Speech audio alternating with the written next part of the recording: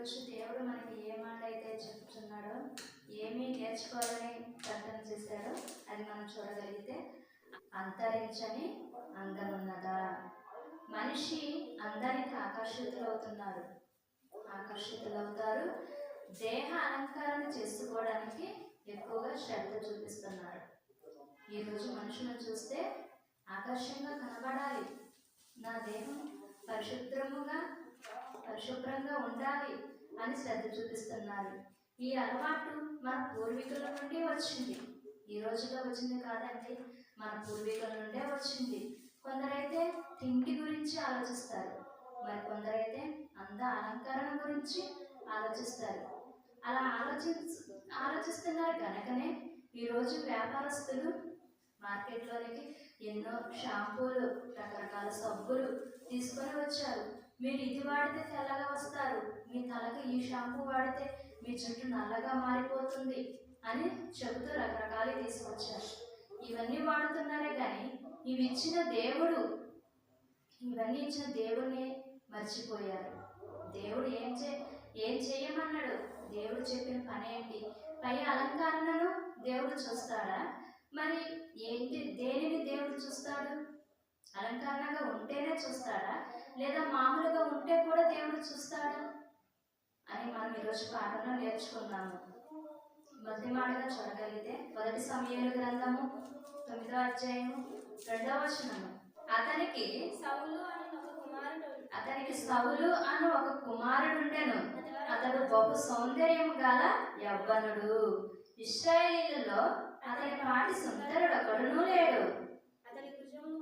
అతడి భుజములు మొదలుకొని పైకి ఇతరుల కంటే ఎత్తుగలవాడు.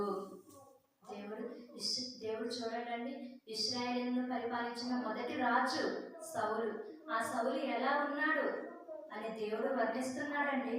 సౌలు మొదటి రాజుగా ఇశ్రాయేలుకు ఉన్నాడు. అతడు బహు సౌందర్యం గల యవ్వనుడు. ఇశ్రాయేలీలలో 6 లక్షల కాల్బలం ఇశ్రాయేలీలు. ఆ ఇశ్రాయేలీలలో అతని వంటి సుందరుడు ఎవ్వడునూ లేరని దేవుడు చెబుతున్నాడండి. అలాంటి వాడు సౌలు. మరి ఈరోజు ఎంతోమంది అందంగా ఉండాలని, అందంగా కనిపించాలని బ్యూటీ పార్లర్కు వెళుతున్నారు. బ్యూటీ పార్లర్ పేరుతో ఎంతో ఖర్చు పెట్టుకుంటున్నారు. అలాగే అందాల పోటీలు కూడా జరుగుతున్నాయి. అందాల పోటీలు కూడా జరిగించుకుంటూ వాటిలో పార్టిసిపేట్ చెయ్యాలని, నేనే మొదటిగా రావాలని ఆశపడుతున్నారు. ఆ పోటీలలో మొదటి పేరు ఉండాలని, మొదటి స్థానంలో నేను గెలవాలని అందం కోసం ఎంతో ఆరాటపడుతున్నారు. మరి సౌలు అలా ఆరాటపడ్డాడా? లేదు ప్రియమైన దేవుని పిల్లలారా, దేవుడే అలాగా పుట్టించాడు. దేవుడు మనకు ఒక రూపాన్ని ఇచ్చాడు. మనం ఎన్ని షాంపూలు వాడినా, ఎన్ని సబ్బులు వాడినా మన రూపం ఏమి చెరిగిపోదు. దేవుడు మనకి ఏ రూపాన్ని అయితే ఇచ్చాడో శాశ్వతంగా మనతో ఉండేది ఆ రూపమే. సౌలు ఎంత అందమైన వాడైనా కూడా దేవుడు అతన్ని పరిశీలించాడు. మొదటి రాజుగా ఉన్నప్పుడు అతడు కల్మషం లేనివాడిగా ఉన్నాడు. రాను అతనిలోనికి కల్మషం బెదిగింది కనుకనే అతని తర్వాత దావీదును రాజుగా చేశాడు దేవుడు. ప్రియమైన దేవుని పిల్లలారా, దేవుడు అందాన్ని చూడడు. అందం అనుకుంటున్న ఈ శరీరం వెనుకున్న మనసును చూస్తాడు. నీ హృదయాన్ని దేవుడు చూస్తాడు. హృదయ అలంకరణ దేవునికి కావాలి. మరొక మాటను మనం చూడగలిగితే 2వ సమూయేలు గ్రంథము 14వ అధ్యాయము 25వ వచనం. ఇశ్రాయేలీయుల అందరిలో అష్కాలోమంత సౌందర్యము గలవాడు ఒక్కడునూ లేడు. అరికాలు మొదలుకొని తల వరకు ఏ లోపములను అతని యందు కనబడలేదు. అష్కలోము దావీదు కుమారుడు. సౌలు మొదటి రాజుగా ఉంటే సౌలును తీసేసి దేవుడు దావీదును రాజుగా చేశాడు. ఎందుకంటే దావీదు హృదయము దేవునికి తెలిసింది. అతని గర్భాన పుట్టిన అష్కలోము కూడా ఎలా ఉన్నాడు? అరికాలు మొదలుకొని తల వరకు ఏ లోపమును అతని యందు కనబడలేదు. అంత అందముగా ఉన్నాడు. అష్బలోము దావీదు కుమారుడు. ఆనాడు ఇశ్రాయేలు జాతిలోను యూదా జాతి వారందరిలోనూ చూస్తే అష్బలోము అంత అందమైన వాడు లేడు. అతడు ఎలా ఉన్నాడంటే అరికాలు మొదలుకొని తల వరకు చిన్న లోపము కూడా లేదు. ప్రేమైన దేవుని పిల్లలారా, అంత అందమైన వాడే, కానీ దేవునికి ఇష్టమైన వాడుగా అష్బలోము లేడండి. సౌలు కన్నా దావీదునే దేవుడు ఇష్టపడ్డాడు. అష్బలోము అందమైన వాడైనా ఇష్టపడలేదు. ఆలోచించండి, అష్బలోము అయినా సౌలైనా అంత అందంగా ఉన్నా దేవుడు ఇష్టపడలేదు, దావీదునే ఇష్టపడ్డాడు.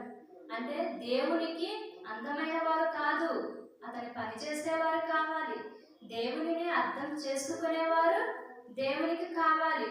వారు ఇష్టపడతారు, వారిని దేవుడు ఇష్టపడతాడు.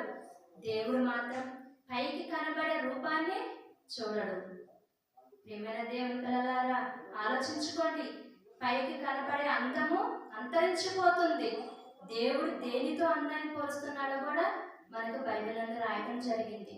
పైకి కనిపించే అందము కొంతకాలమే, కొద్ది కాలమే మనతో ఉంటుంది. కొద్ది కాలమే ఉండే ఈ అందము ఎలా అంతరించిపోతుందో, ఎలా దేనితో ఈ అందాన్ని పోల్చారని మనం బైబిల్లో చూడగలిగితే, 1 పేతురు గ్రంథము 1వ అధ్యాయము 24వ వచనం, సర్వ శరీరులు గడ్డిని పోలిన వారు. చూడండి, సర్వ శరీరులు, భూమి మీద ఉన్న ప్రతి శరీరంతో ఉన్న ప్రతి మనిషి కూడా గడ్డిని పోలినవాడు. దేవుడే చెప్తున్నాడండి, వారి అందమంతయు గడ్డి పువ్వు వలె ఉన్నది.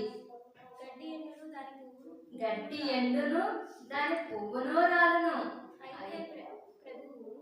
అయితే ప్రభు వాక్యము ఎల్లప్పుడూ నిలుచును. గడ్డి ఎండును పువ్వును రాలును, కానీ దేవుని వాక్యం ఎలా ఉంటుందండి? ఎల్లప్పుడూ ఉంటుంది. మనతో ఎల్లప్పుడూ ఉండేది ఏంటంటే దేవుని వాక్యము. దేవుని వాక్యమే మనతో నిరంతరం ఉంటుంది. మనతో నిరంతరం ఉండి మనల్ని కాపాడుతుంది. మనం ఏ పాపము చేయకుండా, ఏ తప్పు మనం చేయకోకుండా దేవుని వాక్యం మనలను కాపాడుతుంది. మరొక మాటను మనం చదువుకోగలిగితే, యెషయా గ్రంథము 40వ అధ్యాయము 6, 7, 8 వచనాలు, సర్వ శరీరులు గడ్డి అయి ఉన్నారు, వారి అందమంతయు గడ్డి పువ్వు వలె ఉన్నది. ఎలా ఉన్నారండి? మరలా దేవుడు చెబుతున్నాడు. మొదటిగా 1 పేతురు 1:24లో సర్వ శరీరులు గడ్డిని పోలిన వారు అని చెప్పి, యెషయా గ్రంథానికి వచ్చేసరికల్లా సర్వ శరీరులు గడ్డి అయి ఉన్నారు, వారి అందమంతయు గడ్డి పువ్వు వలె ఉన్నది. యెహోవా తన శ్వాసము దాని మీద ఊదగా గడ్డి ఎండును. చూడండి ప్రియమైన దేవుని పిల్లలారా, దేవుడు తన శ్వాసము, తన ఊపిరి విడవగా మనం గాలి వెనక పీల్చి ముందుకు వదిలేస్తాము. దేవుడు కూడా అలాగే అని ముందుకు వదిలేయగానే గడ్డి ఎండిపోతుంది. దాని పువ్వును రాలిపోతుంది. మరలా దేవుడు చెబుతున్నాడు, దేవుని వాక్యము నిత్యము నిలుచును. ఈ అందము గడ్డితో పోల్చాడంటే దేవుడు అందంగా కనపడాలని ఆశపడుతున్నారు, ఆరాటపడుతున్నారు. ఈ అందమంతా ఎలా ఉంది? గడ్డి పువ్వు వలె ఉన్నది. గడ్డి ఎండుతుంది, పువ్వు రాలుతుంది. ఒకానొక దినమున ఈ అందము కూడా రాలిపోతుంది. అలా రాలిపోతుందనే దేవుడు చెబుతున్నాడు. అలాగే నరుని ఆయువు ఎలా ఉందని మనం బైబిల్లో చూడగలిగితే, కీర్తన గ్రంథము 103వ అధ్యాయము 15, 16 వచనాలు, నరుల ఆయువు గడ్డి వలె ఉన్నది, అడవి పువ్వు పూయినట్లు వాడు పూయును, దాని మీద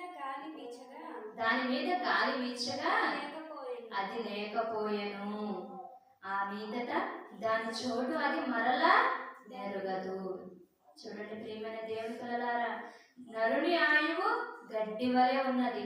నరుని ఆయువు గడ్డి వలె ఉన్నదని దేవుడు చెబుతుంటే మనుషుల బట్టికి అందం కోసం పోరాట పడుతున్నారు. ఆరాటపడుతున్నారు.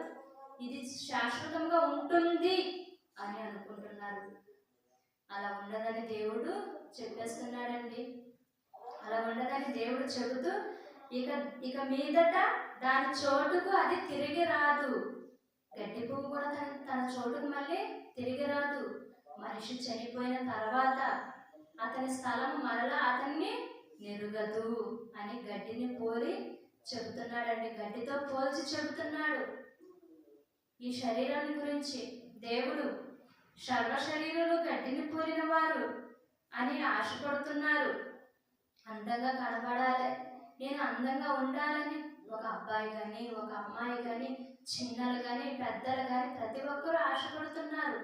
వారి ఆశ అంతయు గడ్డి పువ్వు వలె ఉన్నదని దేవుడు అంటున్నాడు.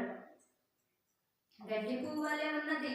ఈ గడ్డి పువ్వు వలె ఉన్న అందము నాశనమైపోతుంది, రాలిపోతుంది,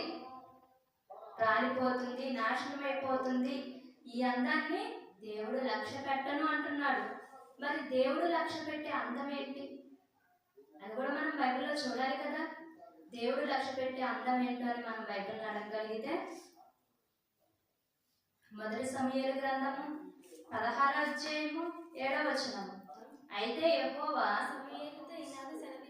సమూయేలుతో ఇలాగ సెలవిచ్చెను, అతని రూపమును అతని ఎత్తును లక్ష్య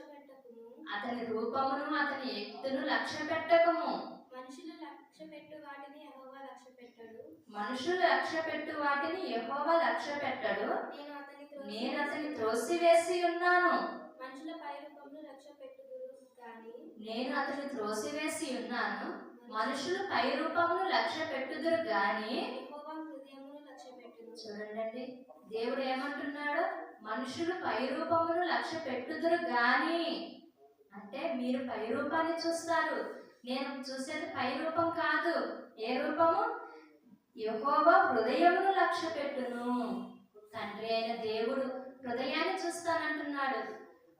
మనుషులు పై రూపాన్ని చూసి పైకి అందంగా ఉన్నవారినే కోరుకుంటారు, అందము గురించి ఆరాటపడుతుంటారు. కానీ దేవుడు పై రూపాన్ని ఇష్టపడడు, పై రూపాన్ని లక్ష్య పెట్టడు. హృదయము, నీ హృదయంలో ఏముంది? నీ హృదయంలో ఏ ఆలోచన ఉంది? ఏమి అనుకుంటున్నావు, ఏమి ఆలోచిస్తున్నావు అని దేవుడు హృదయాన్ని చూస్తాడండి. ఒకవేళ దేవుడి కోసం ఆలోచిస్తే ఆ హృదయం మంచిగా ఉందని దేవుడు భావిస్తాడు. దేవుని కోసం కాకుండా సొంతంగా అందం కోసం ఆరాటపడితే, అందంగా కనపడాలని ఆశపడితే వారిని కూడా గద్దించాడండి. బైబిల్లో అలా బ్రతికిన వారిని గద్దించాడు. దేవుని కోసం బ్రతికిన వారి గురించి రాయించాడు. దేవుని కొరకు ఆలోచించిన వారి గురించి కూడా దేవుడు రాయించాడు. గర్విష్ఠులైపోతున్నారు. అందంగా ఉండాలని చూసుకుంటూ అందాన్నే చూసుకొని గర్విష్ఠులుగా మారిన వారు కూడా ఉన్నారు. అలాగా మారిన వారు ఎవరో, దేవుడు వారిని ఎలాగా గద్దించాడని బైబిల్ నందు మనం చూడగలిగితే యెషయా గ్రంథము 3వ అధ్యాయము 16వ వచనము. మరియు యెహోవా సెలవిచ్చినదేమనగా, సీయోను కుమార్తెలు గర్విష్ఠురాండ్రై మెడచాచి నడుచుచు, ఓర చూపులు చూచుచు, కులుకుతో నడుచుచు తమ కాలగజ్జను మోగించుచున్నారు. సీయోను కుమార్తెలు గర్విష్ఠురాండ్లై అలా ఉన్నారని దేవుడు బైబిల్లో రాయించాడండి. గర్విష్ఠురాలై ఉన్నారు. మేము అందంగా ఉన్నాము, మాకేంటి అనే గర్వంతో ఉన్నారు. సీయోను కుమార్తెలు గర్విష్ఠులై మెడచాచి నడుచుచు, ఓరచూపులు చూచుచు ఉన్నారని. వారి ఓరచూపులు ఎంతలా ఉంటాయి ఆలోచించండి ప్రియమైన దేవుని పిల్లలారా. యెరూషలేము కుమార్తెలు ఏం చేస్తున్నారో చూస్తే మెడచాచి నడుచుచు ఉన్నారని దేవుడు అంటున్నాడండి. ఆ చూపులకు అర్థం ఏంటి? వారు చేసే ఆ గర్జన చప్పుడికి అర్థం ఏంటి? వారిని గద్దించాడండి దేవుడు. ఇలా ఉన్నారు కనుక మిమ్మల్ని చూడు నేను ఏం చేస్తానని అన్నాడు. ఏం చేశాడని మనం అదే యెషయా గ్రంథం 3వ అధ్యాయంలో 17 నుంచి మనం చదువుకోగలిగితే, కిందగా చదువుకోగలిగితే, కాబట్టి ప్రభువు సీయోను కుమార్తె నడినెత్తి బోడి చెయ్యును. యెహోవా వారి మానమును బయలుపరచును. ఆ దినమున యెహోవా గల్లు గల్లుమని వారి పాద భూషణములను, సూర్యబింబ భూషణములను, చంద్రకళను భూషణములను, కర్ణ భూషణములను, కడియములను, నాణ్యమైన ముసుగులను, కొల్లాయిలను, కాళ్ళ గొలుసులను, వడ్డానములను, పరమల ద్రవ్యపు భరిణలను, రక్ష రేకులను, ఉంగరములను, ముక్కు కమ్ములను, ఉత్సవ వస్త్రములను, ఉత్తరీతములను, పైటలను, సంచులను, చేతి అద్దములను, సన్నపనాలతో చేసిన ముసుగులను, పాగాలను, శాలువాలను తీసివేయును. అప్పుడు పరిమళ ద్రవ్యపు ప్రతిగా మరుగుబడును, నడికట్టుకు ప్రతిగా తాడును, అల్లిన జడకు ప్రతిగా బోడితలయు. చూడండి ప్రియమైన దేవుని పిల్లలారా, సియోను కుమార్తెలు అంత గర్విష్ఠురాలై ఉన్నారు కనుక దేవుడు వాటన్నింటినీ తీసేస్తానంటున్నాడు. తీసేసి వారి తల ఎలా చేస్తానంటున్నాడండి? తల వెంట్రుకలు కూడా లేకుండా అల్లిన జడకు ప్రతిగా బోడి తలయు ఉండును, ప్రశస్త వస్త్రములకు ప్రతిగా గోనె పట్టయు ఉండును. మీరు గర్విష్ఠురాలై ఉన్నారు, మీరు గర్వంతో నిండిపోయి ఉన్నారు కనుక మీ యొద్దనున్నవన్నీ నేను తీసేస్తానంటున్నాడు దేవుడు. తీసేస్తానంటున్నాడు, తీసేశాడు. మీకు జుట్టు ఉండదు, బోడి తల చేస్తాను. ఎందుకంటే మీరు గర్వంతో ఉండిపోయారు. గర్వంతో ఉండిపోయి దేవునికి కోపం పుట్టించారు. గర్వంతో ఉన్న, దేవుని మాట వినకపోయినా, దేవుడు చెప్పిన విధంగా నడవకపోయినా దేవుడు ఊరుకోడండి. ఊరుకోక వారిని కోపగిస్తాడు. దేవుని కోపానికి మనం గురి అయితే మన పరిస్థితి ఏమిటో ఆలోచించుకోండి. దేవునికి కోపం పుట్టించే పని చెయ్యకూడదు, ఎప్పటికీ చెయ్యకూడదు. అలా ఎప్పటికీ చెయ్యకూడదని దేవుడు బైబిల్ నందు ప్రతి మాటను మన కొరకు రాయించి ఇచ్చిన ప్రతి మాటను మనం చదువుకోవాలి. ఇంకో మాటను మనం చూడగలిగితే సామెతల గ్రంథము 31వ అధ్యాయము 30వ వచనము. అందము మోసకరము, సౌందర్యము వ్యర్థము. అందము మోసకరము, సౌందర్యము కూడా వ్యర్థము. యెహోవా యందు భయభక్తులు కలిగిన స్త్రీ కొనియాడబడును. దేవుడంటే భయము భక్తి కలిగి ఉన్న స్త్రీ కొనియాడబడుతుంది. ఆమె కుటుంబం మంచిగా ఉంటుంది. ఆమె కుటుంబాన్ని, ఆమెకు కావలసిన దాన్ని దేవుడు అనుగ్రహిస్తాడు. నిజమండి, దేవుడు అనుగ్రహిస్తాడు. అందం మోసకరమైతే మరి అందం కోసం ఎందుకు ఆరాటపడుతున్నారు? ఎందుకంటే వారే అందంగా కనపడాలి. మాకు దేవుడు వద్దు, మేము అందంగా ఉంటే చాలు అని అనుకుంటున్నారు. కానీ దేవుడు అంటే భయము భక్తి కలిగి ఉంటే ఆ అందాన్ని దేవుడు చూస్తాడండి. నేనంటే భయము భక్తి కలిగి ఉన్న నా కుమార్తె, ఆమెకి ఏమి కావాలన్నా నేను ఇస్తాను, ఆమెకు సంతోషాన్ని ఇస్తాను, ఆనందాన్ని ఇస్తాను, నాతో పాటు పరలోకంలో స్థలం ఇస్తాను అంటున్నాడండి దేవుడు. అక్కడ ఉండాలని పోటీ పడాలి, పరలోకం వెళ్ళాలన్న ఆరాటం మనలో ఉండాలి. ఇలా ప్రతి ఒక్కరు ఉండాలని దేవుడు అనుకుంటున్నాడండి. ఎందుకంటే సర్వ శరీరులు కూడా గడ్డిని పోలిన ఉన్నారు. వారి అంతమంతయు ఎండును, గడ్డి పువ్వు కూడా రాలిపోతుంది. గడ్డి పువ్వు ఎలాగైతే రాలిపోతుందో వారి అందము కూడా అలాగే ఎండిపోతుంది. దేవుడు ఈ అలంకరణ కాదండి, అక్షయ అలంకరణ పొందుకోవాలని దేవుడు చెబుతున్నాడు. ఈ పై రూపాన్ని దేవుడు చూడడు. అక్షయ అలంకరణ గల లోపల నీ హృదయమైన అలంకరణ ఎలా ఉందో దేవుడు చూస్తాడు. ఆ అలంకరణ ఎలా ఉందో అని మనం బైబిల్లో చూడగలిగితే 1 పేతురు గ్రంథము 3వ అధ్యాయము 3-4 వచనాలు. జడలు అల్లుకొనటయు, బంగారు నగలు పెట్టుకొనటయు, వస్త్రములు ధరించుకొనటయు అను వెలుపటి అలంకారము మీకు అలంకారముగా ఉండక సాధువైనట్టు మృదువైనట్టు గుణమను అక్షయ అలంకారము గల మీ హృదయపు అంతరంగ స్వభావమును మీకు అలంకారంగా ఉండవలెను. అది దేవుని దృష్టికి మిగుల విలువ గలది. వెలుపటి అలంకారము సీయోను కుమార్తెలు అలాగే చేసి దేవునికి కోపం పుట్టించారు. దానంతటిని ఆయన తీసేశాడు. అది చదివిన దేవుని పిల్లలుగా వాక్యాన్ని మనం అర్థం చేసుకోవాలి. కేవలం వెలుపటి అలంకారాన్ని అలంకారంగా ఉండవద్దు. సాధువైనట్టు మృదువైనట్టును లోపలి అలంకారము. వెలుపటి అలంకారం మనకు అవసరం లేదు. లోపల నీ హృదయం ఎలా ఉండాలని చెబుతున్నాడంటే మృదువైనట్టు సాధువైనట్టు గుణముల అక్షయ అలంకారము. నీ గుణము కావాల, నీ హృదయం కావాల దేవునికి.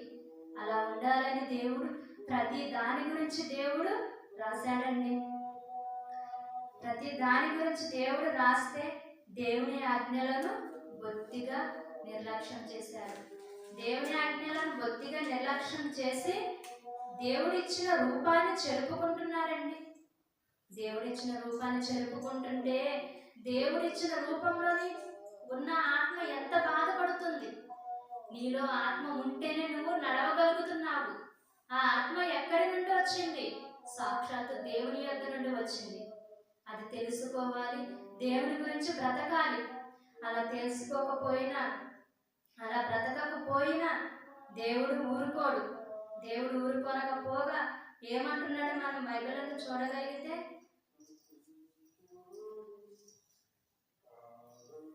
రెండో కొరింథీయులకు రాసిన పత్రిక 4వ అధ్యాయము 16వ వచనము.